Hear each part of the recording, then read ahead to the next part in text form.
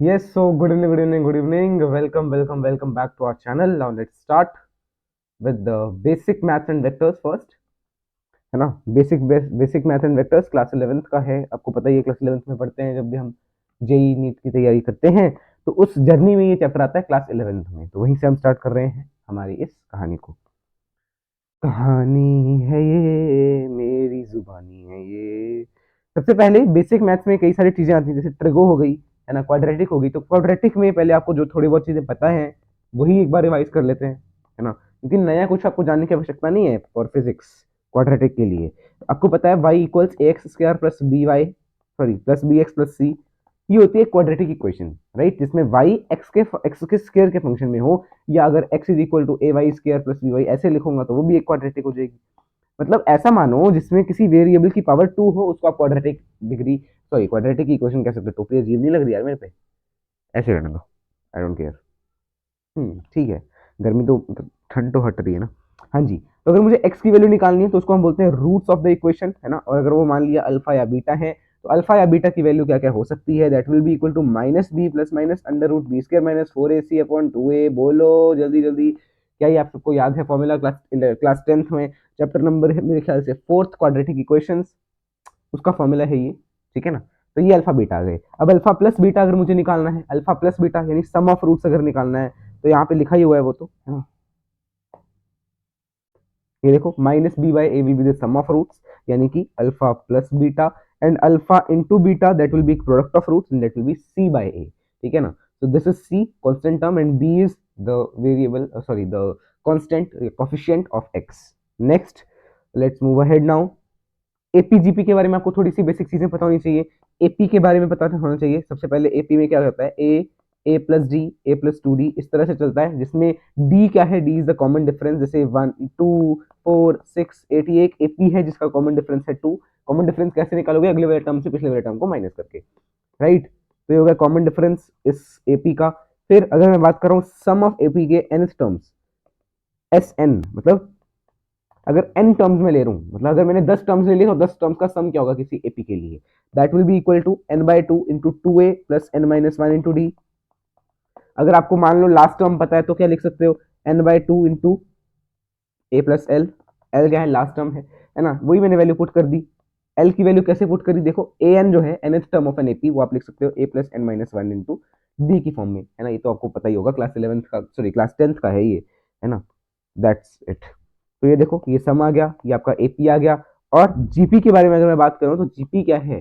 GP is geometric progression, that is A R square, and ये चलता जा रहा है। मतलब इसमें कोई ना कोई चीज नंबर मल्टीप्लाई हो रहा है। जैसे अगर मैंने कहा 2 4 8 16, तो ये जीपी है।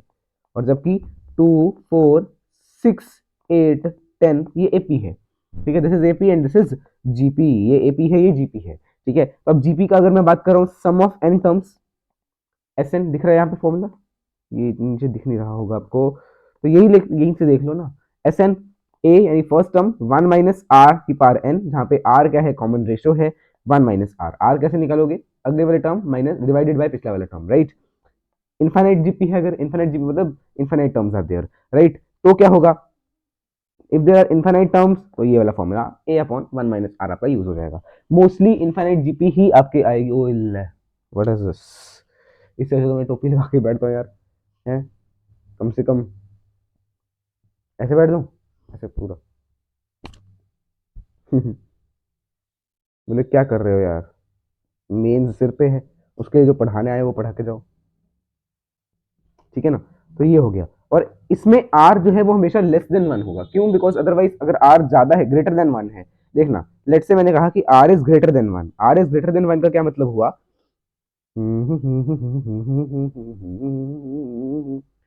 कॉपी करके इसको करते हैं हम थोड़ा सा पेस्ट, है ना। अगर मैंने कहा कि r is greater than one और फिर मैंने कहा कि इनफाइनाइट जीपी है, तो फिर हम सम क्यों नहीं निकाल पा रहे? What's the reason behind that? See, ये एक रह गया कुछ डिलीट करने को, इसको भी डिलीट कर देते हैं। If r is greater than one, that means अगर मान लिया मैंने टू है तो ये ए हो गया, ये टू ए हो जाएगा, ये फोर ए हो जाएगा, ये सिक्स ए, और इस तरह से चलता जाएगा। और अगर ये इनफाइनाइट जीपी है तो आगे तक चलता जाएगा, रुकेगा थोड़ी।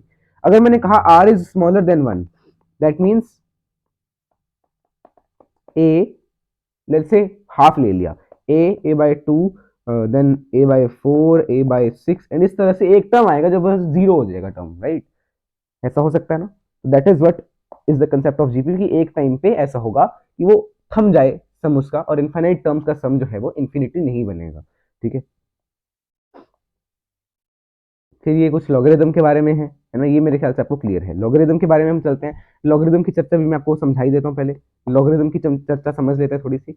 लॉगरिदम के बारे में जानते हैं। देखना, अगर मैंने लिखा है a की power b is equal to n, तो इसको मुझे लॉगरिदम की फॉर्म में कैसे लिखना है? लॉगरिदम आपने देखा कई जगह यूज होता होगा। तो लॉग बेस, जो बेस है, बेस क्या होता है? जो नंबर ये बेस है a, ऊपर आता है n, and this is equal to b. तो ये है पावर, जो पावर हमने चढ़ाई है, ये है बेस, और ये है नंबर, किस नंबर पे चढ़ाई है, ठीक है ना? तो ये होता है लॉगरिथम का मतलब। अब कई सारी प्रॉपर्टीज हैं लॉग की, है ना? लॉग जो आपके काम की है वही वाली यहाँ पे मैंने बताई है, log a plus log B. अच्छा, जहाँ पे कोई बेस ना दिया हो तो हम बेस 10 लेके चलते हैं। Log a plus log b is equal to log a b, then log a minus log b is equal to log a upon b. ये कुछ प्रॉपर्टीज हैं लॉगरिथम की, ठीक है ना? देन अगर है मान लीजिए 1/a या 1/2 मान लो, है ना, log बी ए, है ना? अब देखो ये 1/2 है तो हाफ है। अब इसको आप कैसे लिख सकते हो, ठीक है ना? ये आप ऐसे मान लो कि जो डिनोमिनेटर में है वो आप b की पावर में चढ़ा सकते हो, तो ये आ जाएगा log b square a, simple ऐसे। और अगर मुझे इसको एक और फॉर्म में लिखना तो वो भी लिख सकता हूँ, कैसे बताता हूँ, ठीक है ना? अगर मैंने कहा 2 log ये है ना, तो इसको मैं कैसे लिख सकता हूँ? लॉग जो 2 है वो ऊपर वाले की साइड आ जाएगा, बिकॉज ये डिनोमिनेटर न्यूमिनेटर में से कहाँ से है? ऊपर ऊपर है ना, तो ऊपर वाले नंबर के ऊपर पावर चल जाएगी इसकी, ठीक है? लॉग बी ए की पावर 2, ठीक है? तो अब बोला कि अगर मैं इसको एक ही नंबर मान रहा हूँ तो इसको मैं ए के ऊपर भी तो ले आ सकता हूँ पावर, है ना? तो हाँ, बिल्कुल सही है। इसको आप ये भी लिख सकते हो कि ये लॉग बी ए ये है, ये भी सेम है, बिल्कुल सेम है, ये दोनों आपस में सेम है, ठीक है ना? तो देखो ये कुछ बेसिक बेसिक प्रॉपर्टीज हैं, बाकी जो यहाँ पे लिख के आए वो देख लो एक बार। लॉग, ये तो मैंने आपको एक्सप्लेन कर दिया लॉगरिथम क्या क्या होता है। Log a plus log b that is equal to log a b, log a minus log b that is equal to log a b, a by b, log m की power n that is n log m, log n की power p, और ऊपर तो M है ना, तो P नीचे आ जाएगा, 1/p बन जाएगा। लॉग ई, ई एक नंबर होता है आपको पता होगा, तो ये रहा 2.303, है ना? तो इसको आप कैसे लिख सकते हो? 2.303 log m, simple. And log 2 की वैल्यू आपको दे रखी है, एंड सिमिलरली अगर आपको याद रखना हो तो लॉग 1 इज इक्वल टू 0। बोले लॉग 1 0 क्यों आया? देखना, लॉग 1 की अगर मैं बात कर रहा हूं तो लॉग, अच्छा अगर मैं बात कर रहा हूँ लॉग एन एन, ये वाला बताओ जरा, लॉग एन एन। अब देखो इसका मतलब क्या है कि ये जो नंबर है, नंबर की पावर में क्या रखूं कि वो एन ही आ जाए? नंबर की पावर में क्या रखूं कि वो एन ही आ जाए? तो 1 आएगा इसका आंसर, है ना? किसी नंबर की क्या पावर होनी चाहिए कि वो सेम नंबर आ जाए? 1 ही आएगा, है ना? किसी भी नंबर को अगर आप 1 पावर दोगे तो वही वाला नंबर आ जाएगा। एंड अगर मैंने लिखा लॉग 1, लॉग 1 का क्या मतलब हुआ? What is the meaning of log 1? कि अब क्या पावर रखो कि आंसर 1 आ जाए? ये नंबर है, ये नंबर है, ठीक है, बेस नहीं है ये। अब क्या पावर रख रहा हो कि आंसर 1 आ जाए? तो दैट इज 0, ठीक है ना? 0 पावर रखोगे किसी की भी तो 1 नहीं आएगा ना, एक ही पावर 0 क्या होता है? 1 होता है, ठीक है? आगे अगर हम चलें, वेक्टर्स भी इसी में इंक्लूडेड है आपका, मैं बता दूं। सम स्पेशल सीरीज, आपकी स्पेशल सीरीज इनका सम आपको पता होना चाहिए। n इंटू एन प्लस 1/2 होता है n नंबर्स का, n होल नंबर्स का, ठीक है? अगर स्केयर्स का सम है then that is n into n plus 1 into 2n+1/6। And अगर मैं बात करूँ स्मॉल एंगल अप्रोक्सीमेशन, तो वो भी आपको पता होना चाहिए कि अगर छोटा है, थीटा इज स्मॉल, तो साइन थीटा को आप टेन थीटा और इसको आप थीटा के बराबर पुट कर सकते हो, ठीक है? ये आपको कई बार यूज होगा एसी में वगैरह, एसी वाले चैप्टर्स में ज्यादातर यूज होता है। कॉस थीटा को बानी ले सकते हो, ठीक है ना? स्मॉल एंगल है, मतलब theta is very very small, theta is very very small. Next trigonometry आ गई। Trigonometry, I hope and believe कि आप जेई वाले हैं तो आपको पता ही होगा सारा कुछ ट्रिग्नोमेट्री से रिलेटेड। एक मिनट, यस, ठीक है ना? तो सबसे पहले तो वही है, रेडियंस और डिग्री एंगल में होता है ना, डिग्री होता है एक होता है रेडियन। ये आपको और अच्छे से समझ आएगा कहाँ पे? यूनिट डायमेंशन एंड एरर्स वाले चैप्टर में, जो हमारा आगे आएगा, ठीक है ना? तो मैं आपको सिंपल भाषा में बताऊं तो आपके एक सर्कल में कितने डिग्री होते हैं? 360 डिग्री, और उसको हम क्या बोल देते हैं? 2 पाई रेडियंस बोल देते हैं। तो बस ये ही आपका क्या हो जाएगा? एक रिलेशन हो जाएगा। ठीक है, इसी से आप बाकी चीजें निकाल सकते हो। ये तो आपको पता ही होगा, sine theta 1/cosec theta, cos theta 1/sin-sec theta and tan theta 1/cot theta, और ये पंडित बद्री प्रसाद हर हर बोले से आप निकाल सकते हैं ना बाकी चीजें। ये इक्वेशंस देखो, sin square plus cos square is equal to 1, 1 plus cot square is equal to cosec square and tan square plus 1 is equal to secant square. I hope and believe आपको क्लास 10th की equations है पता होनी चाहिए थी। अगर नहीं पता तो एक ही ये वाली याद रख लो। फिर आप क्या करना, साइन स्क्वायर से डिवाइड कर दिया, साइन स्क्वायर से डिवाइड किया तो आपको ये वाली मिल जाएगी, cos स्क्वायर से डिवाइड किया तो ये वाली मिल जाएगी। ठीक है ना। नेक्स्ट ये देखो, साइन ए प्लस बी, तो ये मैं आपको एक ऐसा करता हूँ कॉपी करके, ठीक है, देखना।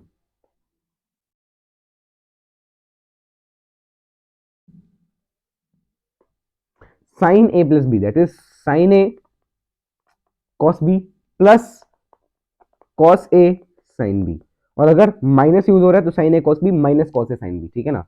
Then cos a plus cos b that is equal to cos a cos b minus sine a sine B.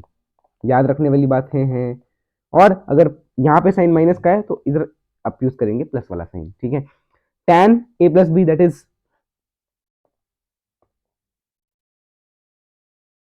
tan a tan b upon 1 minus tan a tan b, है ना। अब अगर हम यहाँ पे माइनस वाला साइन ले रहे हैं तो यहाँ पे प्लस वाला साइन आएगा। ठीक है, तो ये आपको बताना चाहिए। Then sine 2 theta, 2 sine theta cos theta, right, cos 2 theta cos square theta, है ना, माइनस साइन स्क्वायर थीटा। और इसमें से आप और भी डिराइव कर सकते हो। कैसे, बस डिराइव करने की आवश्यकता नहीं है, आपको क्या करना है ना, आपको वो रिलेशन पता ना, sine square theta plus cos square theta is equal to 1। पहले कॉस स्क्वायर की वैल्यू यहाँ पे पुट कर दो, साइन स्क्वायर की वैल्यू यहाँ पे पुट कर दो, आपको बाकी रिलेशंस भी मिल जाएंगे। बाकी रिलेशंस क्या क्या हैं वो मैं आपको बता देता हूँ, एक minute.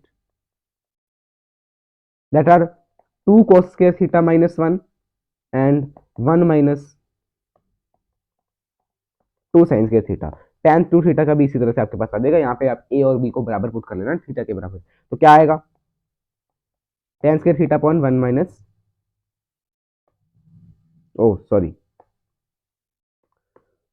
2 tan theta upon 1 plus tan square theta.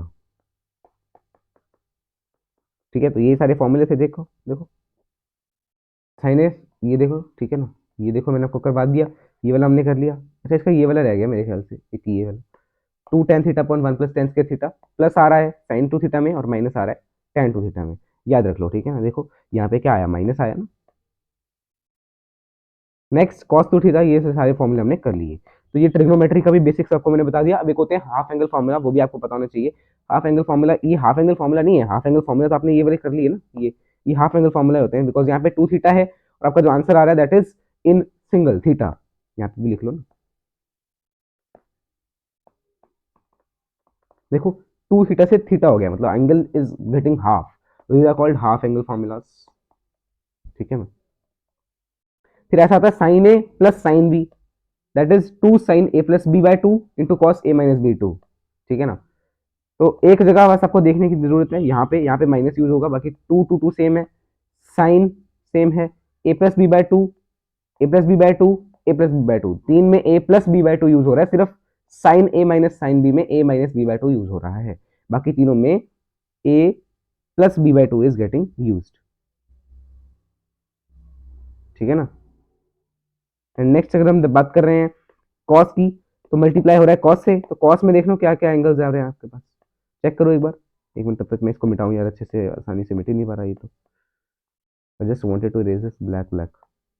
ये देखना कॉस वाला, कॉस में एक बार माइनस, एक बार प्लस, एक बार माइनस, एक बार प्लस, ओ सॉरी लास्ट में भी माइनस ही तो है। ठीक है, एक बार माइनस अगेन।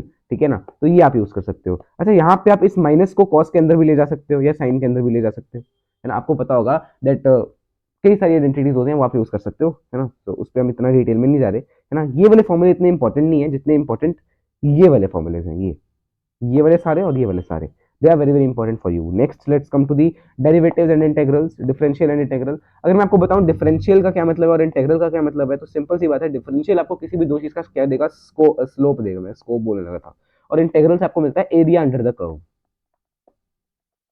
जैसे अगर मैंने कहा ये एक ग्राफ है जिसमें यहाँ पे है मान लो y यहाँ पे है, या यहाँ पे है position with respect to time, तो जिसका स्लोप होगा दैट इज dx/dt, वो होगा इसका slope. And you know that this is velocity, right, ये वेलोसिटी होगी इसकी। ठीक है, सिमिलरली अगर मैंने बात करी यहाँ पे है वेलोसिटी, यहाँ पे है टाइम, इस तरह से है कुछ कर्व। तो इसका जो एरिया होगा ये नीचे वाला, that gives you the displacement, ठीक है। मतलब जो भी है, कोई भी फिजिकल क्वांटिटी आपको देखने को मिलेगी। और वो कैसे मिलेगी डिस्प्लेसमेंट, डिस्प्लेसमेंट कैसे मिलेगी, वी डी टी का इंटीग्रल। जहाँ पे डी टी क्या है, D T shows you very small time. फिर आप यहाँ से लिमिट्स पुट करते हैं, है ना, वो सब हम देखेंगे बाद में, लिमिट्स पे कैसे पुट करना है वो भी बता दूंगा, ठीक है ना। देखो पहले तो ये डेरिवेटिव्स याद रख लो। कौन से, ये मैंने आपके मैथ्स की बुक से उठाए हैं और ये इंपॉर्टेंट है सारे, ठीक है। अगर मैं बात कर रहा हूँ, ये वाला आप याद रहना ना रखो तो भी कोई दिक्कत नहीं है, सिंपल आपको x की पावर n का डेरिवेटिव पता होना चाहिए, दैट इज n x की पावर n माइनस वन, ये याद रख लो बस। x की पावर n का डेरिवेटिव, डेरिवेटिव को हम डैश से भी दिखाते हैं या डी वाई डी एक्स की मदद से भी दिखाते हैं, ठीक है। x का है वन, साइन x का cos x, cos का है माइनस साइन, ठीक है। यहाँ पे आप इसको माइनस साइन भी लिख सकते हो ना, अगर ये प्लस में है तो वो माइनस में आ जाएगा, ठीक है। tan का सीकेंट स्क्वायर, सीकेंट का होगा tan इंटू सीकेंट, सीकेंट का होगा tan इंटू सीकेंट। कॉट का वो भी माइनस, अच्छा कॉट माइनस इन्होंने इस साइड लिख दिया, कोई दिक्कत नहीं है उसमें। कॉट का क्या होता है, माइनस कोसिकेंट स्क्वायर। टैन का क्या होता है, सीकेंट स्क्वायर, ठीक है। मतलब जहां पे आपके पास सी सी सी यूज हो रहा है डेरिवेटिव में, वहां पे नेगेटिव साइन आएगा, ठीक है। तो देखो कोसिकेंट का क्या था, कोसिकेंट इनटू कॉट माइनस में, राइट। इंटेग्रल्स, अच्छा अभी और भी डेरिवेटिव्स जैसे, तो ये वाले देख लो। ये डेरिवेटिव्स आपको याद रखने रख लेना, नहीं तो आवश्यकता इनकी नहीं पड़ेगी इतनी, ठीक है। बट ये याद रखना चाहो रख सकते हो, ठीक है। तो इंपॉर्टेंट नहीं है ये, they are not important for you as as we talk about physics, but math में आप याद रखोगे तो बस यहाँ पे भी याद रख लेना, ठीक है। इनमें जो इंपॉर्टेंट है वो वाला मैं आपको बता देता हूँ, ठीक है। जैसे कि एक ये वाला आपको पता तो नहीं पता होना चाहिए कि ई की पावर एक्स का डेरिवेटिव भी और इंटेग्रल भी सेम ही रहता है। लॉग एक्स का डेरिवेटिव है वन बाई एक्स, और वन बाई एक्स का इंटेग्रल है लॉग एक्स, ठीक है। और ये वाला एक याद रख लेना, ठीक है ना, लास्ट वाले, तो ए की पावर एक्स का डेरिवेटिव इंटेग्रल, ठीक है। अब ये इंटेग्रल के फॉर्मूले हो गए। अगर x की पावर n का इंटेग्रल चाहिए हमें, इंटेग्रल क्या निकलेगा इसका, x की power n plus one upon n plus one, check करो, ठीक है। नेक्स्ट dx का x आ जाता है, जैसे यहाँ पे x का क्या आ रहा था, वन आ रहा था, ठीक है। तो यहाँ पे उल्टा है, द इंटेग्रल और डेरिवेटिव आपस में एंटी होते हैं, तो इंटेग्रल का एंटी डेरिवेटिव बोल सकते हो आप। कॉस का साइन है, वहां पे क्या था, कॉस का माइनस साइन था, यहाँ पे साइन का माइनस कॉस होता है, देखो साइन का माइनस कॉस, ठीक है। वहां पे आपने पढ़ा था टैन का है सीकेंड स्क्वायर, यहाँ पे सीकेंड स्क्वायर का टैन है, इंटेग्रल है ना यहाँ पे, ठीक है। कोसिकेंट स्क्वायर का minus cot, secant into tan का सीकेंट, कोसिकेंट इंटू कॉट का माइनस कोसिकेंट, बस ये आपको याद रखना है, ये वाले याद ना रखें तो बेटर है। मैं तो ऐसे ही ले आया ताकि आपको पता हो कि कुछ होता है। चेन रूल इन डिफरेंशिएशन, तो ये हमको समझाऊंगा ही, सीधा समझाने पे आऊंगा, ठीक है। क्या है इसमें चेन रूल में, चेन रूल में क्या होता है ना, जैसे हम नॉर्मल जो भी फंक्शन किसी का भी अगर हम डेरिवेटिव करते हैं, इंटेग्रल करते हैं, इंटेग्रल नहीं डेरिवेटिव सॉरी, है ना, डेरिवेटिव जब भी हम किसी चीज का कर रहे होते हैं तो उसमें क्या है, कभी कभी एक्स की जगह है जिसके रिस्पेक्ट में डेरिवेटिव हो रहा है, जो नीचे लिखता हूँ ना मैं, जैसे dy बाई डी एक्स, तो ये x क्या है, ये x वेरिएबल है, x is variable and y is a function in x, y is a function in x। But अगर y में x की जगह कोई और वेरिएबल हो तो क्या करेंगे, तो वो मैं आपको बताता हूँ। जैसे ये वाला एक एग्जांपल, ये वाले एग्जांपल से कर लेते हैं हम, साइन स्क्वायर 4x स्क्वायर। अब हमने तो पढ़ा है कि a की पावर या कोई भी अगर हमारे पास है, देखो सबसे पहले हमने क्या क्या पढ़ा हुआ है, ये साइन x का हमने पढ़ा हुआ है ना, हमने साइन एक्स का पढ़ा हुआ है, बट साइन 4x स्क्वायर का नहीं पढ़ा। मतलब साइन के अंदर अगर x की जगह कोई और टर्म आ जाए तो उसका हमने नहीं पढ़ा। और x की पावर 2 का पढ़ा हुआ है, x की पावर n का तो पढ़ा हुआ है ना डेरिवेटिव, इसका आपको डेरिवेटिव चाहिए, दैट मींस इसका डैश चाहिए आपको। x की पावर 2 का डेरिवेटिव आपने पढ़ा हुआ है 2x, है ना। देखो लगाओ ये वाला रूल, x की पावर n का derivative nx n minus one, है ना। तो उसका डेरिवेटिव क्या होगा, 2x होना चाहिए था, 2 तो आप वही लिख लो पहले, है ना। इसमें x क्या है, साइन 4x स्क्वायर, तो 2 साइन 4x स्क्वायर तो आ गया। बट आगे आगे क्या करोगे, क्या ये पूरा हो गया, नहीं, अभी चेन रूल लगेगा। चेन रूल क्या है, वही जो बता रहा हूँ, ठीक है। पहले आपने क्या किया, इस पूरे का डेरिवेटिव कर लिया, पावर का डेरिवेटिव निकाल लिया। पावर का डेरिवेटिव कैसे निकाला हमने देख लिया फॉर्मूला से, ठीक है। फिर इसके बाद पावर को छोड़ दो, अंदर वाला फंक्शन देखो, पावर के बाद कौन सा फंक्शन है, साइन एक्स। साइन एक्स का डेरिवेटिव क्या था, cosecant x, sorry cos x. अब यहाँ पे x की जगह क्या यूज हो रहा है, कौन सा एंगल यूज हो रहा है, 4x स्क्वायर। अब क्योंकि ये एंगल भी x नहीं है, it is not x, because आप तो x के रिस्पेक्ट में कर रहे थे, इट इज 4x स्क्वायर, तो इसका भी दोबारा से डेरिवेटिव होगा, तो वो क्या आ जाएगा, 8x आ जाएगा। चेक करो क्या ये और ये सेम ही है ना, 2 साइन 4x स्क्वायर, ठीक है ना, ये सेम है। अब ऐसे ही कई सारे क्वेश्चंस हम लेते जाएंगे, मतलब क्वेश्चंस का नहीं है वैसे तो हमारा मेन जो है ये भी जो हम कर रहे हैं, this is not for questions, actually this is for just theory revision, ताकि आप रिवाइज कर सकें फॉर योर जेईई मेंस, जो कि लेटेस्ट अटेम्प्ट अभी आने वाला है आपके पास, 27 तारीख से स्टार्ट होंगे, है ना, ठीक है। आगे ये रहे, ठीक है, फिर ये हो गया आपके पास। अब एक होता है मल्टीप्लीकेशन रूल, मल्टीप्लीकेशन रूल भी समझा देता हूं कि अगर दो फंक्शंस मल्टीप्लीकेशन में हो तो उन्हें आपको कैसे डेरिवेटिव करना उनका, या कोई डिवीजन में फंक्शन हो तो उनका डेरिवेटिव आप कैसे कर सकते हो, ये आपको पता होना चाहिए। सबसे पहले वो मैं आपको बता देता हूँ, एक मिनट रुकना थोड़ा सा। जैसे इफ आई टॉक अबाउट, एक मैं आपको ओए एक आपको मैं फंक्शन से एक्सप्लेन करूंगा ये चीज, ठीक है ना। रिकॉर्डिंग हो रही है, माइक ऑन है, ठीक है। ठीक है, ये भी हम एक एग्जांपल से ही करते हैं, ठीक है ना। ओए ओए जवानी, देखो सबसे पहले अगर मैंने कहा एक है u एक है v, इनका आपको डेरिवेटिव चाहिए विद रिस्पेक्ट टू एनी, है ना, जो भी आपके पास दिया हुआ है जिसके रिस्पेक्ट में आपको निकालना है। इनका अगर आपको डेरिवेटिव चाहिए तो आप कैसे निकालोगे? सबसे पहले u का डेरिवेटिव ले लो, v ऐसे रहने दो, प्लस v का डेरिवेटिव ले लो, u ऐसे रहने दो, ये आपका आंसर है। ठीक है, अगर मैंने लिखा वन बाय, ये सॉरी, u बाय v का डेरिवेटिव निकालना है तो ये कैसे निकालोगे? जो नीचे है वो नवाब ज्यादा है, नीचे वाले का स्क्वायर कर दो, ठीक है ना, नीचे वाले का स्क्वायर कर दो, और ऊपर उसी को वैसे ही रहने दो, उसको वैसे ही रहने दो, और दूसरे का डेरिवेटिव माइनस है, यहाँ पे माइनस का साइन है, वो ऐसे, और ये आपके पास इसका डेरिवेटिव यहाँ पे, मतलब पहले ही डेरिवेटिव नहीं करवाएगा, बाद में करवाएगा, ठीक है, ये आपको याद रखने वाली चीज है। अब इसको हम समझते हैं यूजिंग अ फंक्शन, कोई भी एक मैं आपको जनरल एक फंक्शन टाइप से ले लेता हूँ। Let's say y is equal to x square plus 4 into x की power 9 plus 8x square plus 9x cube, simple, ये वाला फंक्शन हमने लिया। अब यहाँ पे देखो दो दो फंक्शंस हैं x में, अब एक इसमें दो तरीके से आप इसको सॉल्व कर सकते हो, दोनों से मैं आपको करके दिखाऊंगा, ठीक है ना, आंसर सेम आने वाला है, ठीक है ना। तो ये मैं आपको दिखाऊंगा कि ये जो है रूल जो मैंने लिखा है क्या वो सही है, वो मैं आपको प्रूफ करके दिखाऊंगा बाय यूजिंग मेथड्स। तो dy बाई डी एक्स निकालना है आपको, find dy by D x. किसी को राइटिंग समझ ना आ रही हो तो यार ये राइटिंग समझने का टाइम नहीं है एक्चुअली, है ना, आप बस सॉल्व करते जाओ, जो आपको दिख रहा है जो मैं बोल रहा हूँ एक्चुअली। तो सॉल्व देखना कैसे करना है, सबसे पहले तो हम y की वैल्यू निकाल लेते हैं, हम ये ब्रैकेट सॉल्व कर लेते हैं, चलो ठीक है ना। तो एक्स स्क्र इंटू एक्स की 9, दैट मीन एक्स की 11 एंड 8x की 4 प्लस 9x की कितनी आ गई क्यूब, है ना, और x square that means 9x की 5, ठीक है, प्लस 4x की 9 plus 8 4 32, 32x square plus 9 4 36x cube, ये आ गया। अब और इनको देखो, कोई पावर सेम है, कोई पावर सेम नहीं दिख रही। अब आप क्या करोगे, इनका डेरिवेटिव कर लोगे। अब डेरिवेटिव में एक चीज याद रखनी है ना, डेरिवेटिव में जब कोई भी टर्म्स आपके ऐसे एडिशन में हो ना, और आपको पूरे का डेरिवेटिव, जैसे आपको dy बाई डी एक्स निकालना था, तो आप कैसे कर सकते हो, इसका डेरिवेटिव, इसका डेरिवेटिव, इसका डेरिवेटिव, इसका डेरिवेटिव, इसका डेरिवेटिव, इसका डेरिवेटिव, सबका डेरिवेटिव आप ऐड कर सकते हो, ठीक है ना। ये आपके डेरिवेटिव का रूल है, बट इंटेग्रल में ऐसा नहीं होता। अच्छा, इंटेग्रल में भी ऐसे तो हो जाता है, ठीक है ना, ये आप कर सकते हो उसमें भी, ठीक है, दिस इज वैलिड। बट कई चीजें होती हैं जो इंटेग्रल में नहीं हो पाती, जैसे इंटेग्रल में आपके पास डिवीजन रूल है ही नहीं, ठीक है। और अगर मैं बात कर रहा हूँ मल्टीप्लिकेशन रूल, तो वो भी बड़ा आपको कॉम्प्लेक्स है, और वैसे मल्टीप्लिकेशन रूल आपका कभी भी यूज नहीं होता इन फिजिक्स की दुनिया में, तो फिर हम वो क्यों करेंगे, है ना। तो यही देखो, इसका डेरिवेटिव अगर मुझे निकालना, तो 11x की पावर 10 प्लस 4 8 32 एक्स की पावर 3 प्लस 9 5 45 एक्स की पावर 4 प्लस 9 4 36 एक्स की पावर 8 प्लस,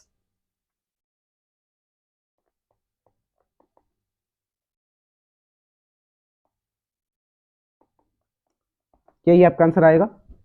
यही वाला फंक्शन बनेगा ना। क्या है, मैं फंक्शन बोल के दिखा रहा हूँ, 11x की 10, 32x क्यूब, 45x, ये सब आप देख लेना, 45x का 4, 36x की 8, 64x प्लस 108x स्क्वायर। अब मैं इसी फंक्शन को, या पहले क्या करता हूँ, इसी को डुप्लीकेट कर लेता हूँ ना, कॉपी करके पेस्ट कर लेता हूँ यहीं पे, ठीक है। अब देखना मैंने क्या किया, अब मैं दूसरा मेथड यूज कर रहा हूँ, मल्टीप्लीकेशन वाला रूल वाला मेथड यूज कर रहा हूँ। क्या था वो मेथड? पहले आप एक को वैसे ही रखो, ये एक फंक्शन मान लो, ये दूसरा फंक्शन मान लो, ठीक है ना, this is u, this is b. आपको क्या निकालना है, D Y by D x, d x की रिस्पेक्ट में निकालना। तो पहले यू को ऐसे रहने दो, एक्स स्क्वायर प्लस 4 ऐसे रह गया, इंटू इसका डेरिवेटिव क्या होगा, 9x की 8 plus 16x plus 27x square, right. और इसमें प्लस का साइन आता है, देखो मल्टीप्लिकेशन रूल में प्लस का साइन आएगा, ठीक है। अब दूसरे फंक्शन को वैसे ही रहने दो, और पहले का डेरिवेटिव कर लो। अच्छा, 4 का डेरिवेटिव क्या होगा, कांस्टेंट का डेरिवेटिव है 0, तो ऐसे रहेगा 4x 2x, इसका क्या आ जाएगा सिंपल 2x। ठीक है, तो ये आपके पास आना चाहिए और इसको मैं सॉल्व करके दिखा देता हूँ आपको। 9x की आएगी 11 प्लस 16x की 3 प्लस 27x की 4 प्लस 36x की 8 प्लस 16 4 जा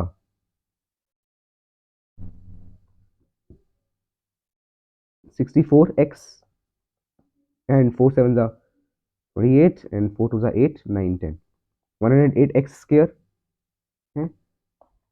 और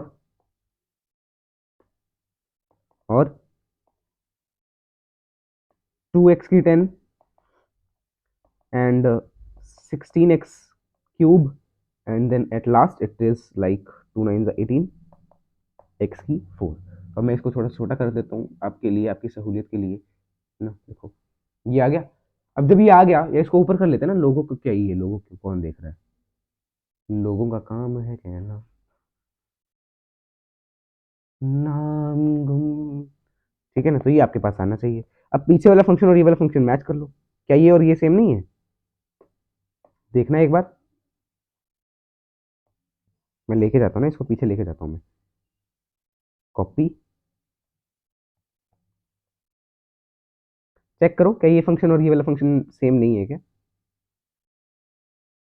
देखो ये 18x की 4 27x की 4, तो x की 4 में 45 बन जाएगा क्या, ठीक है ना। और x की क्यूब में भी 16 है, 16 है नहीं, 32x की क्यूब होनी चाहिए थी। 32x की क्यूब आपको दिख रही है क्या, 9x की 11, 9x की, ये कौन सा आ गया 9x की 11, एक मिनट, कहाँ है 9x की 11, ये कैसे है 9x की 11 है। ओए यहाँ पे 10 आएगा, ये हमने कैलकुलेशन मिस्टेक करी है। 9x की 10 देखो, 9x की 10 है क्या कहीं पे, 9x की 10 है और 2x की 10 है, तो टोटल कितना 11x की 10।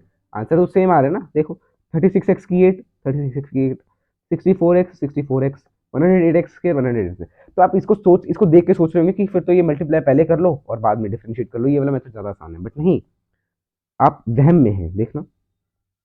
अब इस क्वेश्चन को करके दिखाओगे जरा सा, कौन सा क्वेश्चन करना है। अच्छा ये डिफरेंशियल जो है समझना आपको जरूरी है, क्यों समझना जरूरी है बोलो, बताऊंगा आपको, समय आने पर खुद समझ आएगा कि डिफरेंशियल को समझना है, डेरिवेटिव्स को समझना इंपॉर्टेंट क्यों था। बिकॉज डेरिवेटिव्स के बिना आप फिजिक्स में आगे नहीं बढ़ पाओगे। पहला चैप्टर यूनिट्स डायमेंशंस, उसमें आप कर लोगे कुछ भी है ना, डेरिवेटिव उसमें आवश्यकता नहीं है। दूसरा चैप्टर देखना काइनेमेटिक्स, जो आपका मेन आता है काइनेमेटिक्स है ना, तो काइनेमेटिक्स में डेरिवेटिव का यूज है। देन उसके बाद आता है फ्रिक्शन फोर्स वाला चैप्टर, न्यूटन यूनिट की बात कर लो ना, काइनेमेटिक्स एज ए यूनिट देखो। फिर उसके बाद देखना आप जो फोर्स वाला, न्यूटन लॉज ऑफ मोशन वाला, तो उसमें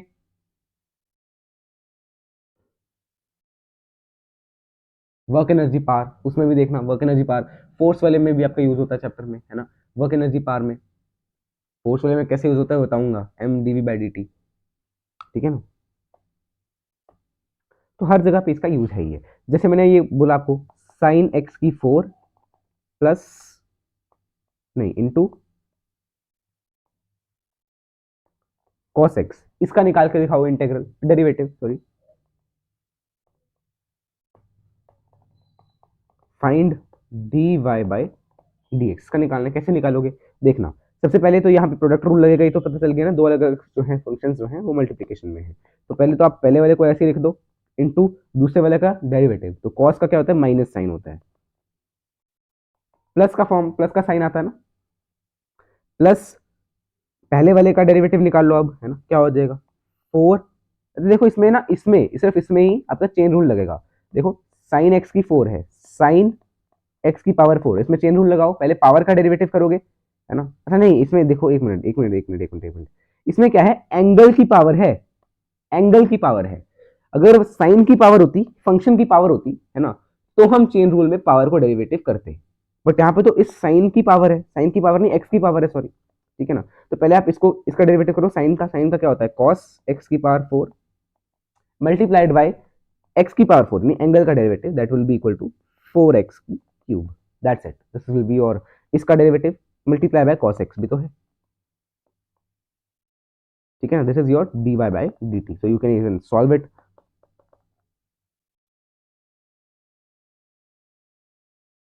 हम्म ऐसे रहेगा ये कौन सा पावर साइन की है, ये साइन की पावर नहीं है, याद रखना, ठीक है ना, तो ये आपके पास आंसर आ जाएगा। तो बताओ इसको आप वैसे कैसे कर सकते थे, मल्टीप्लाई करके नहीं कर पाते, है ना। सिमिलरली ये आपका डिवीजन रूल है, डिवीजन रूल का भी एक क्वेश्चन आपको इसी तरह से करवा देता हूँ। साइन की power 4x upon cos x, अब यहाँ पे साइन की पावर है 4, मतलब साइन एक्स की पावर है 4, ठीक है ना। तो इसको आप ऐसे लिखना चाहो, इसको आप ना अपनी सहूलियत के लिए ऐसे लिख लिया करो, साइन एक्स की पावर 4 है अपॉन कॉस एक्स, ऐसे लिख लिया करो। अब इसमें मैं आपको बताया था, आपको बताना है D Y by D X क्या होगा, D Y by D X निकालना है, तो D Y by D X के लिए क्या करोगे, जो डिनोमिनेटर में है वो क्या है, नवाब है, तो कॉस स्केयर एक्स आ जाएगा डिनोमिनेटर में, है ना, मतलब पूरे जो डिनोमिनेटर का फंक्शन था उसका स्केयर आ जाएगा। किसी को अगर इसमें दिक्कत है तो वो कॉस एक्स का स्केयर भी लिख सकता है, मतलब सेम है, कॉस स्केयर एक्स और कॉस एक्स का स्केयर का मतलब सेम है, ठीक है। अब D Y by D X आपको निकालना है, तो ऊपर वाले फर्स्ट फंक्शन का डेरिवेटिव नहीं होगा, सॉरी जो ये कॉस नीचे वाला फंक्शन है, नीचे वाले फंक्शन का डेरिवेटिव नहीं होगा, पहले पहले ये फंक्शन ऐसे ही रहेगा, फिर मल्टीप्लाइड बाय दूसरा फंक्शन क्या था उसका डेरिवेटिव। अब साइन की पावर 4x का डेरिवेटिव क्या होगा, साइन की पावर 4x है, ये इसको आप ऐसे कैसे लिख सकते हो, इसको लिख सकते हो आप साइन एक्स की पावर 4, एक्स की पावर 4 होती तो हम लिखते 4x, यानी कि 4 साइन एक्स इसमें आ जाएगा, मल्टीप्लाई करना पड़ेगा हमें किसके साथ, साइन एक्स के डेरिवेटिव के साथ, बिकॉज ये एक्स नहीं ये साइन एक्स है, तो साइन एक्स का डेरिवेटिव में तो मल्टीप्लाई करोगे ना इसके साथ, दैट इज कॉस एक्स।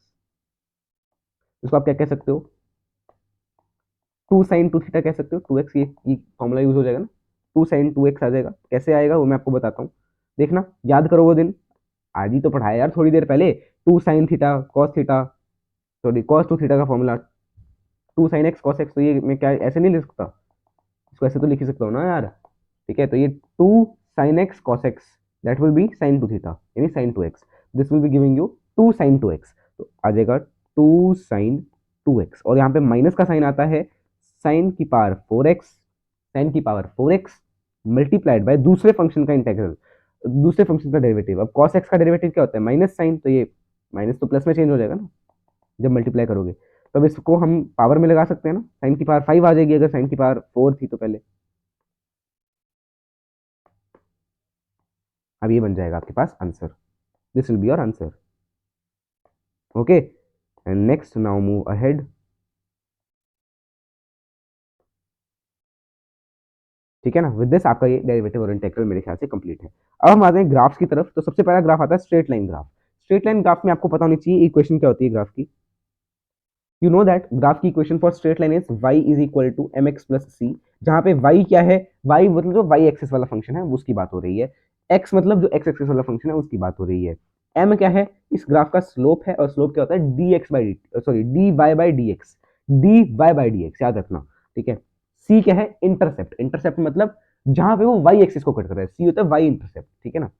तो ये देखो ये वाला पॉइंट है क्या आपके पास, c होगा ये वाला point, this point is called c, जो भी वाई इंटरसेप्ट, जैसे हमने कहा कि आपको लिखना है the write the equation for EMF of dry cell, ठीक है, तो ये जिन्होंने पढ़ा है चैप्टर ईएमएफ वाला यानी करंट इलेक्ट्रिसिटी, उनको पता होगा that E is equal to I, sorry voltage और आई करंट, आपको वी आई ग्राफ बनाना है फॉर, जैसे क्वेश्चन में लिखता हूँ, क्वेश्चन लिख लेता हूँ, draw V I graph for, V I graph आपको बनाना है किसके लिए, और ड्राई सेल, एक ड्राई सेल है उसके लिए आपको वी आई ग्राफ बनाना है। ड्राई सेल का क्या मतलब हुआ कि वो सेल वाली इक्वेशन फॉलो करेगा, सेल में क्या इक्वेशन होती है, v is equal to E minus I R, ये मैंने आपको इक्वेशन बता दी, ठीक है ना। अब इक्वेशन मैंने आपको दे दी है, ठीक है ना, अब आपको बताना है कि इसका आंसर क्या होगा, इसकी जो स्ट्रेट लाइन कैसे बनेगी, देखना सबसे पहले तो इसमें हमें किस किस का ग्राफ बनाना है, v और i का ग्राफ बनाना है, तो ये y हो गया और ये x हो गया, ठीक है ना, y is equal to M X यहाँ पे है इस बार, ठीक है ना, और प्लस c यहाँ पे है। अब यहाँ पे अगर मैं कंपेयर करूँ तो m की वैल्यू क्या है, माइनस आई है, m की वैल्यू क्या है सॉरी इस इक्वेशन से कंपेयर करूँ तो माइनस आई, तो माइनस आई का क्या मतलब है, जब स्लोप नेगेटिव होती है ना तो वो ऐसे नीचे की तरफ लाइन बनती है और पॉजिटिव स्लोप ऐसे ऊपर की तरफ बनाती है, ठीक है ना। तो ये मैंने दिया भी हुआ है, अगर m ग्रेटर देन जीरो है तो ऐसे बनेगी, स्मॉलर देन जीरो है तो ऐसे बनेगी, और इसमें ऐसी वाली लाइन आनी चाहिए, ठीक है ना। और इसमें y इंटरसेप्ट कितना है, सी ई के बराबर है, तो ये इस प्रकार ग्राफ आएगा। और ड्राई सेल के लिए जो ई की वैल्यू होती है वो 1.1 होती है, तो आप ऐसे भी लिख सकते हो डायरेक्ट। और इसका स्लोप की अगर मैं बात करूं तो स्लोप क्या होगा, m minus I, O minus R sorry, minus R is equal to D Y by D T, यानी कि D we by D I, ये कह सकते हो आप। दिस इज कॉल्ड रेजिस्टेंस, ठीक है ना। So next let's move ahead. ये देखो, ये आपके पास आ गया किस चीज का ग्राफ, फॉर पैराबोला। पैराबोला का ग्राफ आपको पता होना चाहिए, छोटी क्लास में आपने पढ़ा हुआ है, राइट, ये तो आपने पढ़ा होगा ना। That y is equal to, अगर मैंने कहा y is equal to x square plus b x plus c, तो ये पहले तो एक क्वाड्रेटिक इक्वेशन है। क्वाड्रेटिक इक्वेशन के लिए हम ग्राफ कैसे बनाते हैं, ऐसा बनाते हैं, अगर ये वाली इक्वेशन है मतलब x की पावर 2 है तो ग्राफ x एक्सिस पे नहीं खुलेगा, तो x एक्सिस की साइड नहीं खुलेगा, y एक्सिस की साइड खुलेगा, ठीक है, जो अकेला उसकी साइड खुलता है ग्राफ, ठीक है ना। सबसे पहले ये याद रख लो, अगर a पॉजिटिव तो ये ऐसे हंसेगा, नहीं तो रोएगा, ठीक है। सिमिलरली अगर आपके पास मान लो फंक्शन दिया हुआ है x is equal to a y square plus b y plus c, ये फंक्शन है मान लो, तो आपको ग्राफ तो वही बनाना है ना, y और x एक्सिस तो वहीं पे रहेंगे, ठीक है ना। तो इस बार क्या होगा, x अकेला है तो x की तरफ खुल जाएगा। ये कब बनेगा, जब a ग्रेटर देन जीरो है, और ये कब बनेगा, जब a स्मॉलर देन जीरो है। a ग्रेटर देन जीरो का ग्राफ ये हो जाएगा, और a स्मॉलर देन जीरो का ग्राफ ये हो जाएगा, ठीक है ना। तो ये देख सकते हो आप, ये चेक कर लो, a greater than zero, a smaller than zero, मेरे को बता दिए ये वाले ग्राफ्स। फिर अगला आता है e की पावर x का, या ई यहाँ पे क्या है आपको पता होना चाहिए, 2.303 है ना, नेचुरल बेस आपको बोलते हैं उनको, ठीक है। तो ये देखो इस तरह से बनता है। और देखना, अगर मैंने y को जीरो पुट किया, y को जीरो पुट किया तो x की वैल्यू क्या आ रही है, कोई वैल्यू नहीं मिलेगी आपको x की, है ना। तो मतलब y जीरो हो ही नहीं सकता at any value of x, y can not be zero, ये ग्राफ इसको टच नहीं करेगा, जस्ट टेंडिंग टू टच है, टच हो सकता है बट होता नहीं है, ठीक है। अगर मैंने x को जीरो पुट कर दिया दैट मीन्स y क्या आएगा 1, तो इसलिए ये वाला इंटरसेप्ट आ गया 0,1, ठीक है। तो इसका ग्राफ आपको याद रख लो, इस तरह से ग्राफ आएगा। नेक्स्ट, अगर a की पावर x है y, तो अगर a ग्रेटर देन 1 है तो इसको बोलते हैं हम इंक्रीजिंग फंक्शन। इंक्रीजिंग फंक्शन का क्या मतलब है, आप उसकी कोई भी पावर रखो, आप उसकी कोई भी पावर रखो, वो बढ़ेगा फंक्शन ग्रेटर देन 1। अच्छा, ग्रेटर देन 1 अगर मैं बात कर रहा हूं तो फिर उसका ग्राफ कैसा आएगा, जो e की पावर x वाला था ना, सेम उसी की तरह, ये देखो, बिकॉज e की पावर x में भी क्या है, e is greater then 1, 2.303 is greater then 1, right.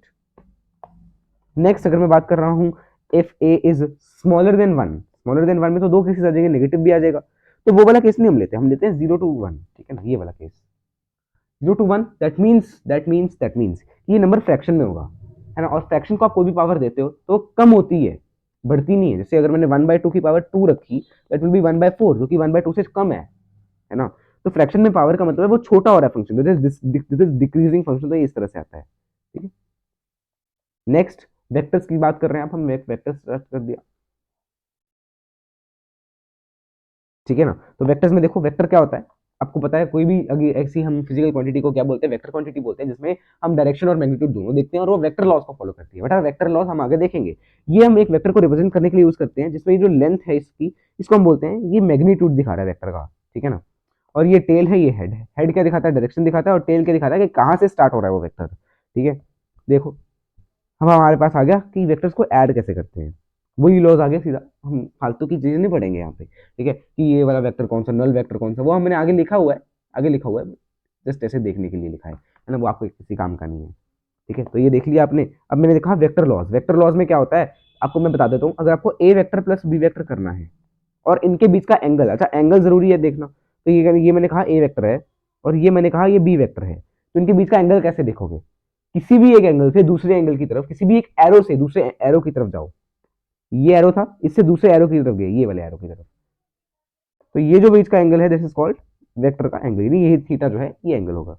अगर मैंने कहा ये है बी वेक्टर, ये है ए वेक्टर, ये बी वेक्टर है, ये ए वेक्टर, अब बताओ आपको कहा क्या कहा मैंने, डायरेक्शन से डायरेक्शन को मिलाना है, मतलब डायरेक्शन से डायरेक्शन को मिलाना, क्या ऐसे नहीं, ऐसे नहीं करना, देखना। अब हम ना ये चीज आपको याद रखनी है कि किसी वेक्टर को हम आगे या पीछे कहीं भी मूव कर सकते हैं, बस डायरेक्शन सेम रहनी चाहिए और मैग्नीट्यूड सेम रहना चाहिए। तो ये मैंने ऐसे मूव कर दिया, अब इस क्या इसी तरह का केस नहीं बन गया, तो ये वाला इनके बीच का एंगल है, ठीक है ना। और इनको बिना मूव किए भी आप देख सकते हो कि ये जो डायरेक्शन है, ये वाला वेक्टर जो डायरेक्शन दिखा रहा है इस साइड की दिखा रहा है, आपके लिए इस साइड की डायरेक्शन दिखा रहा है और ऊपर जा रहे हो आप, ठीक है ना। ये इस साइड की डायरेक्शन दिखा रहा है और आप ऊपर जा रहे हो, तो ये वाला आपका थीटा होगा, ठीक है। तो a plus B vector, a vector plus B vector is equal to, वो मैं आपको बता देता हूँ, दैट इज अंडर रूट में a square plus b square plus 2ab cos theta. Cos theta क्या है, एंगल बिटवीन, थीटा क्या है, एंगल बिटवीन देम, ठीक है ना। ये देखो a plus B vector that is ये ट्राइंगल लॉ से हमने निकाला है ना। ये आपको आवश्यकता नहीं है इसको जानने की, ट्राइंगल लॉ क्या है, इसकी डेरिवेशन आपको जानने की आवश्यकता नहीं है। ये याद रख लो tan अल्फा, ये जो अल्फा है ये सी वेक्टर क्या होता है, रिजल्टेंट होता है, ठीक है। कैसे रिजल्टेंट देखना, जब कोई दो वेक्टर्स टेल टू हेड जुड़े हो, मतलब इसका हेड है, इसकी टेल है, अगर ऐसे जुड़े हो ना तो उनका पीछे से उनको जोड़ दो बस, ठीक है। That will be their resultant vector. Resultant vector मतलब ये A vector plus B vector को रिप्रेजेंट कर रहा है। और A vector plus B vector है क्या, वो मैंने आपको पहले बता दिया, ये रहा, ठीक है ना। tan अल्फा यानी कि जो रिजल्टेंट का एंगल है ए वेक्टर से, that will be B sine theta upon A plus B cos theta. अगर मैंने कहा कि रिजल्टेंट का एंगल मुझे चाहिए विद बी, तो वो क्या आ जाएगा, a sine theta upon b plus a cos theta, इस तरह से आ जाएगा, ठीक है। तो कोई बात नहीं है ना, वो तो आपको पता है। सिमिलरली पैरेललोग्राम लॉ आता है एक। पैरेललोग्राम लॉ मतलब कुछ नहीं है, सेम यही है। क्या है किया उन्होंने, बस इसको, इस वेक्टर को, मैंने कहा ना वेक्टर को हम उठा के कहीं भी रख सकते हैं, बस डायरेक्शन और वो सेम रहना चाहिए। इस वेक्टर को उठा के यहाँ पे रख दिया है ना, और इन सबको ऐसे जोड़ दिया कि ये पैरेललोग्राम बन गया। अब पैरेललोग्राम लॉ लगा दो, ठीक है, कोई दिक्कत नहीं है, सेम ही आंसर आपको मिलता है, तो आप कोई भी लॉ लगा, कोई भी लॉ लगा सकते हो, दोनों का रिजल्टेंट आपको सेम ही मिलता है, a square plus b square plus 2ab cos theta. तो ये रहा a square plus b square plus 2ab cos theta. अगर मैंने कहा कि आपको सब्ट्रैक्ट करना है, तो सब्ट्रैक्ट करने का क्या मतलब है, जैसे ए वेक्टर जो होता है ना, that is minus A vector का उल्टा, ठीक है। मतलब अगर मुझे ए वेक्टर लिखना है तो ए वेक्टर मान लो ये है, तो माइनस ए वेक्टर ये होगा, ठीक है। ये बस आपको ये यूज करना है ना सब्ट्रैक्शन के लिए, ठीक है। तो सब्ट्रैक्शन के लिए क्या यूज करना है, ये देखो a plus minus B time, हाँ ठीक है ना, ये चलना है, ठीक है, ये वाला यूज कर लेना आप। नेक्स्ट, अगर दो वेक्टर सेम हैं, सेम दो वेक्टर्स हैं और वो अलग अलग एंगल्स पे हैं, जैसे ये मैंने कहा कि ये ए है 90 डिग्री पे है, तो इनका एंगल आपको ये तो पता चल गया फ्रॉम दिस पैरेललोग्राम लॉ, कि पैरेललोग्राम लॉ में क्या कह रहा है कि वो सेंटर से जाएगा अगर कोई हेड टू हेड नहीं है, टेल टू टेल जुड़े हुए हैं आपस में, ठीक है। हेड टू टेल नहीं जुड़े हुए, अगर हेड टू टेल जुड़े हुए हैं तो ये होगा रिजल्टेंट, ठीक है ना। बट ये हेड टू हेड जुड़े हुए हैं या टेल टू टेल जुड़े हुए हैं, तो उनका रिजल्टेंट बीच में से जाएगा, एंगल जो है ये उसका परपेंडिकुलर मतलब एंगल बाइसेक्टर से जाएगा। पर ये होगा कितना, अगर इनके बीच का एंगल है 90 डिग्री, तो ये कैलकुलेशन हमने करके देख ली, ए स्क्र प्लस 2a² कॉस 90, तो आपको क्या मिलेगा, ये तो कैंसिल ही हो जाएगा, तो ये क्या बन रहा है 2a², दैट मीन्स √2a इसका क्या आ रहा है, रिजल्टेंट। तो ये मैंने लिखा हुआ सारा देखो, 90 डिग्री पे a√2, 60 पे a√3, 120 पे a ही आ जाएगा, 180 पे 0, 0 पे 2a, मतलब 0 पे 2a मतलब जैसे ये a वेक्टर है और इसी पॉइंट से दूसरा वेक्टर ये रहा, इनको ऐड करना है, तो क्या एंगल आप देखोगे, नहीं आप डायरेक्ट ऐड कर सकते हो, तो 2a इसलिए, एक a वेक्टर इस साइड है, a वेक्टर इस साइड है, तो इनका रिजल्टेंट 0। नेक्स्ट, अगर यहाँ पे a है, यहाँ पे a है, बीच का एंगल 120 डिग्री, तो इनका रिजल्टेंट बिल्कुल 60 डिग्री पे कितना, सेम a, ये आपको याद रखना है, 120 पे रिजल्टेंट सेम आता है, ठीक है। कितना बचा, थोड़ा ही बच गया, बिल्कुल थोड़ा सा बचा हुआ। अब यूनिट वेक्टर के बारे में जानकारी ले लेते थोड़ी सी। क्या है, एक वेक्टर को जब आप बनाते हो ना, तो ये एक वेक्टर है, ये उसका मैग्नीट्यूड है, जहां पे ये उसका कैप है, कैप मतलब डायरेक्शन। डायरेक्शन का क्या मतलब है कि अगर मैं एक एक यूनिट चल रहा हूं, एक यूनिट चल रहा हूं, है ना, किसी भी डायरेक्शन में, दैट इज इट्स कैप, उसके वेक्टर का कैप होता है। This unit vector along A vector, तो ए वेक्टर का यूनिट कैप क्या है, ए कैप, ठीक है ना। तो आप अगर ए कैप आपको निकालना है तो कैसे निकाल सकते हो, ए वेक्टर अपॉन मॉड ऑफ ए या मैग्नीट्यूड ऑफ ए। अब मैग्नीट्यूड ऑफ ए कैसे निकालोगे, किसी भी वेक्टर का मैग्नीट्यूड निकालना तो कैसे निकाल सकते हो, ठीक है, वो मैं आपको बता देता हूँ। अंडर रूट में x² plus y² plus z², मतलब एक वेक्टर अगर आपको लिखना हो ना तो कैसे लिखते हो, जैसे a vector is equal to 1 xi cap plus yj cap plus zk cap, ये पोजीशन वेक्टर है। पोजीशन वेक्टर का क्या मतलब हुआ, ये पोजीशन बता रहे हैं किसी पॉइंट की, ए पॉइंट की, है ना, ये पोजीशन वेक्टर होता है, ठीक है। अब ये X I cap J cap K cap क्या है, देखो ये है unit vector along X axis Y axis Z axis. अगर आप एक्स एक्सिस में एक कदम चल रहे हो तो उसको बोलेंगे आई कैप, यहाँ पे कितने आई कैप, एक्स आई कैप, मतलब एक्स एक्सिस में आप एक्स कदम चल रहे हो, वाई एक्सिस में वाई कदम और जेड एक्सिस में जेड कदम, ठीक है ना। तो अगर मैंने कहा राइट इट्स पोजीशन वेक्टर 1 2 3, इसका पोजीशन वेक्टर लिखो, तो that will B 1 I cap plus 2 J cap plus 3 के कैप, बिकॉज 1 का क्या मतलब है आप एक्स एक्सिस में कितना चल रहे हो, 2 का क्या मतलब है वाई एक्सिस में, और 3 का क्या मतलब है जेड एक्सिस में, तो बस मल्टीप्लाई कर दो उनके यूनिट वेक्टर के साथ, आपको मिल जाएगा वेक्टर कौन सा, पोजीशन वेक्टर। ये कंपोनेंट्स ऑफ अ वेक्टर, एक वेक्टर का कंपोनेंट अगर आपको लेना तो कैसे ले सकते हो, ठीक है ना। जैसे ये एक वेक्टर है ए वेक्टर, ये एंगल थीटा है, तो जो थीटा वाला एंगल है वो होता है ए कॉस थीटा, और ये वाला बन जाएगा ए साइन थीटा, ठीक है, याद रख लो, ठीक है ना। तो ये मैंने आपको लिखा भी हुआ है। प्रोजेक्शन रूल आता है। फिर प्रोजेक्शन रूल, अगर आपको ए वेक्टर की प्रोजेक्शन लेनी है ऑन बी, ए वेक्टर की प्रोजेक्शन ऑन बी, तो पहले तो ए डॉट बी तो दोनों में आएगा, नीचे जिसके ऊपर प्रोजेक्शन लेनी है उसका मैग्नीट्यूड। अगर मैंने कहा कि बी ऑन ए, अगर मैंने कह दिया find projection of B vector on A vector, तो वो कैसे करोगे, यहां पे बस सिंपली क्या आ जाएगा, ए वेक्टर का मैग्नीट्यूड आ जाएगा, ठीक है ना, है ना। क्वेश्चंस यार इतना हम नहीं कर पाएंगे, बट सिंपल अब आएंगे हम डॉट प्रोडक्ट के बारे में। ये जो डॉट मैंने कहा, ये डॉट का क्या मतलब है, डॉट प्रोडक्ट क्या होता है, इसको बोलते हैं स्केलर प्रोडक्ट। इसका पहले तो मैग्नीट्यूड क्या आता है, ये A B cos theta, A B cos theta क्या है, डॉट प्रोडक्ट है, ठीक है। अब अगर हमें निकालना हो, हमें दिया है ए वेक्टर है, या ए पोजीशन वेक्टर है 2i cap plus 3j cap plus 7k cap, and B vector है 6i cap plus 4j cap plus 0k cap. इनका हमें डॉट निकालना है, इन दो वेक्टर्स का। जो ए डॉट बी होगा, फिर वो स्केलर है तो डायरेक्शनलेस क्वांटिटी होगी जो भी होगी, तो हम क्या करेंगे ना, आई को आई से मल्टीप्लाई, जे को जे से और के को के से, तो 2 इंटू 6 12 प्लस 12 प्लस 0, ये आ जाएगा 24 आ जाएगा आपके पास आंसर, ठीक है ना, ए डॉट बी का आंसर। और अगर मैं इसको वैसे करना चाहूँ, वैसे भी कर सकता हूँ, अगर मुझे इनके बीच का एंगल पता हो, ठीक है ना, एंगल पता हो तो हम इनको निकाल सकते हैं, ठीक है ना, बट हमें एंगल नहीं पता तो हम कैसे निकाल पाएंगे, तो ये वाला मेथड यूज कर लेना, ठीक है। तो ये देखो मैंने एक एग्जांपल भी दिया हुआ है, तो आप इस एग्जांपल को भी देख लेना। एंगल अगर आपको निकालना है तो कैसे निकालोगे, दो वेक्टर्स के बीच में मैंने आपको बताया A dot B is equal to A B cos theta, तो क्या करोगे, A dot B upon A B का मॉड, बस simple, that will be giving cos theta, तो वो इस फॉर्मूले से आपका निकाल सकते हो आप, ठीक है। नेक्स्ट है ये कुछ चीजें हैं कि A dot B dot A के बराबर होता है, I dot I J dot J के डॉट के सेम 1 के बराबर, और अगर किसी और के साथ डॉट हो रहा है तो 0 आएगा। नेक्स्ट आएगा क्रॉस प्रोडक्ट, क्रॉस प्रोडक्ट को हम बोलते हैं वेक्टर प्रोडक्ट। वेक्टर प्रोडक्ट में क्या होता है, वेक्टर प्रोडक्ट में दो वेक्टर्स को प्रोडक्ट करोगे आप, वेक्टर ही मिलेगा उससे, ठीक है ना।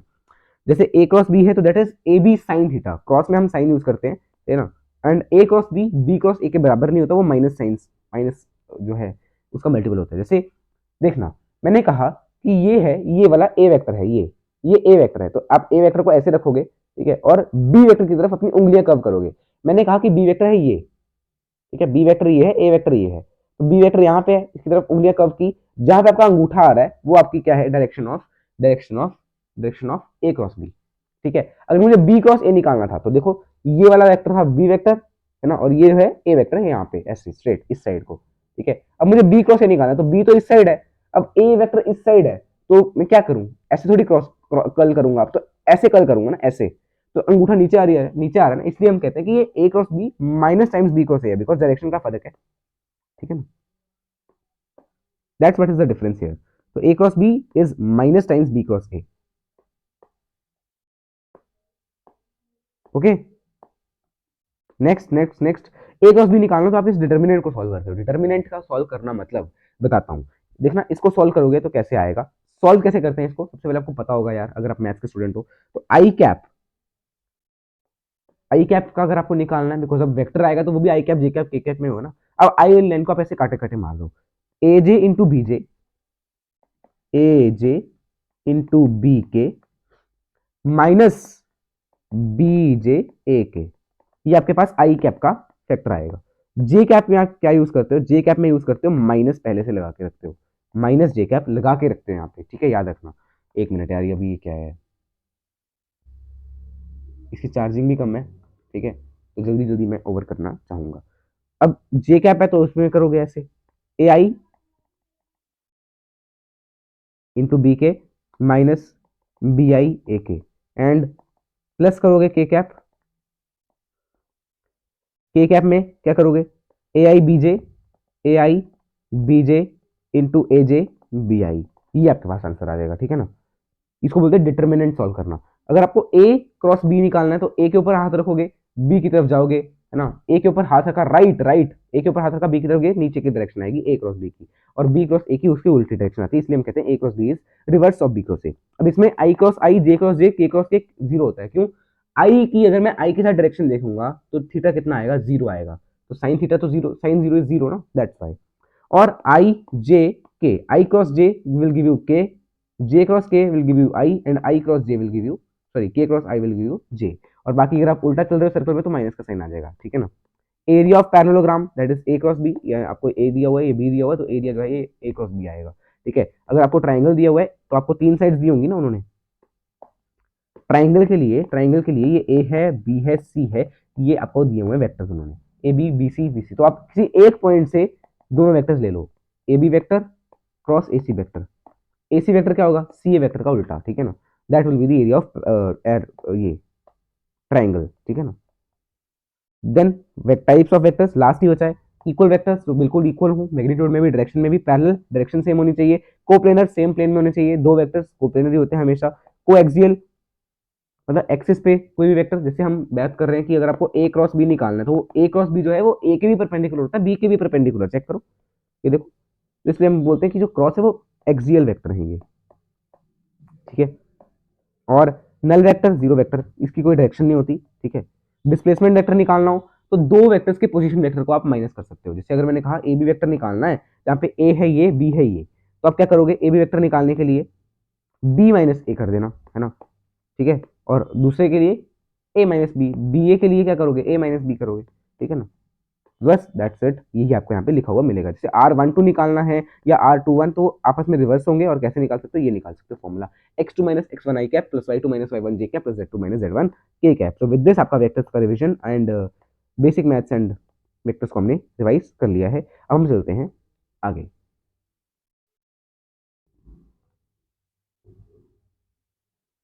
Okay, so now let's meet next time, है ना, मिलते हैं अगली बार। तब तक के लिए जय श्री कृष्ण, राम राम, सीताराम, जय श्री नारायण, राम राम।